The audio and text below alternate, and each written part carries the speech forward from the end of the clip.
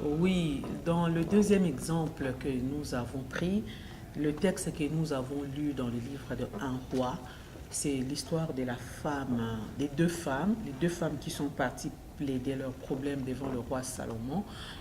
Pour les lecteurs de la Bible, nous connaissons l'histoire de ces deux femmes et elles avaient accouché le même jour et il s'est fait que le matin ils se sont retrouvés avec un enfant qui était mort, mais ils sont partis plaider leur cas devant le roi.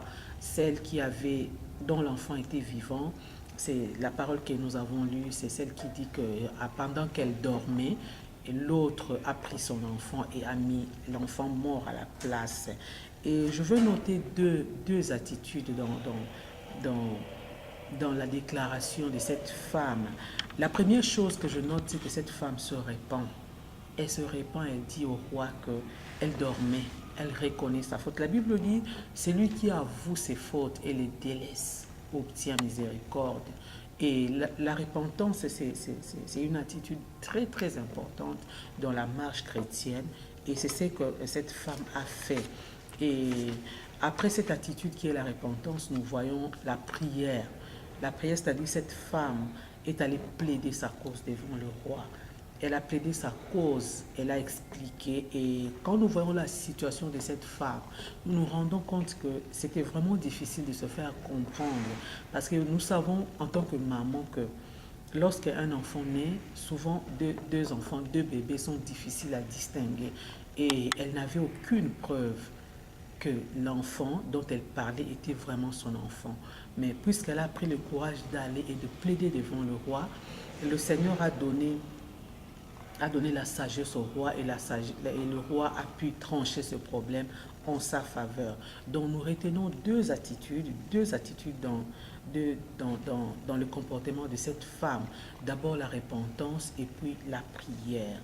Nous devons prier. Nous avons dit, nous avons rencontré le Seigneur, nous nous répentons et nous prions devant les situations. Nous persévérons dans la prière. La Bible dit, comme nous avons lu dans le Proverbe 31, cette femme est comme un navire marchand. Elle ne recule pas. C'est une femme qui croit. Elle croit dans la puissance des dieux, elle croit dans la prière et elle persévère. Et c'est en ce moment-là qu'elle est capable de changer une situation. Et c'est ainsi que c'est Dieu-là qui a secouru ces femmes dont nous avons parlé, qui a secouru même cette femme devant le roi, parce que c'est Dieu qui a donné la sagesse au roi Salomon pour qu'il puisse venir en aide à cette femme. C'est Dieu est capable de t'aider aussi, de m'aider aussi, de venir à ton secours. Voilà pourquoi nous allons recevoir notre invité qui va nous parler de sa situation, de son témoignage, un témoignage vraiment fort que je vous invite à suivre. Mais avant cela, je veux prier. Je veux encore prier avec toi, ma soeur, qui a suivi cette partie et qui a compris cet enseignement afin que le Seigneur puisse te fortifier pour que tu puisses marcher avec lui et que tu puisses remporter des victoires comme nous avons vu les femmes de la Bible. Prions. Seigneur, merci pour ce moment que nous avons passé dans ta présence pour cette première partie.